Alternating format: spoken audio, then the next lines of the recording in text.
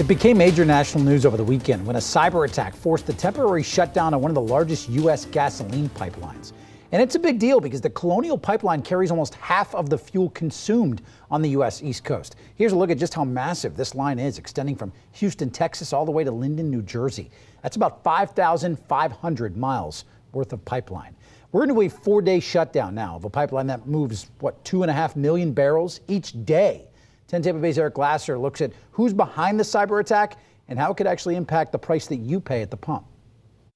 The targeting on, infrastructure and things of that nature seems to be pretty alarming. Cybersecurity experts say the extortion attack on Colonial Pipeline was carried out by a Russian group called Darkside Ransomware, hacking into the control system to shut the pipeline down unless the company pays up. Again, using tools that have been proven over the years as being effective to extort money, as well as obviously create the disruption that they're trying to create. Researchers at cybersecurity firm Checkpoint Software report a surge in hack attacks. In recent weeks, they say 1 out of every 88 utility organizations have seen an attempted ransomware attack. That's up 34% from just the beginning of the year, tripling in the last 9 months. They're targeting organizations where they have the biggest impact. But for us, it's not as tight. Mark Jenkins with AAA says unlike the rest of the East Coast, Florida's fuel arrives by boat, nearly half of it through Port Tampa Bay. A ship that carries that gasoline from those refineries in Texas, Louisiana, Mississippi,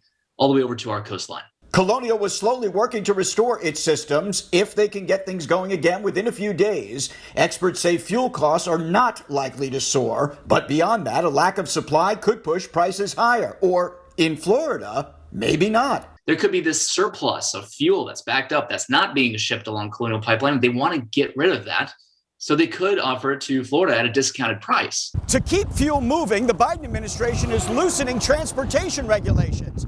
Tanker truck drivers will be allowed to work longer hours. Experts say this attack should serve as a warning to operators of all infrastructure systems, including electric, water, and energy. And what's critical is when the Colonial Pipeline is restarted. If it happens in under 5 days, there won't be any significant or lasting impacts. If it's 6 to 10, you're talking about spot shortages will start to take place in parts of the Southeast. More than 10 days, though, and we're looking at significant fuel shortages in the interior Southeast of the United States. According to the cybersecurity firm Coveware, the average ransomware attack lasts about 3 weeks, and there's no incentive for the hackers to start slowing down here. Last year, they say ransom paid in the U.S. nearly tripled to about $310,000 per case on average. And you might remember back a few months ago when there was a hack on the Oldsmar Water Treatment Center. Let's give you a little bit of a deeper dive into where that center stands now in the efforts to keep our drinking water safe.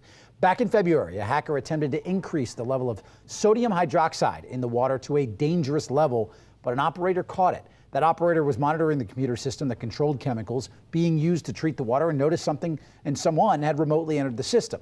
We reached out to the FBI, who's been assisting the state to investigate who is behind it. They got back to us and they said they are working with U.S. Secret Service and the investigation is still ongoing.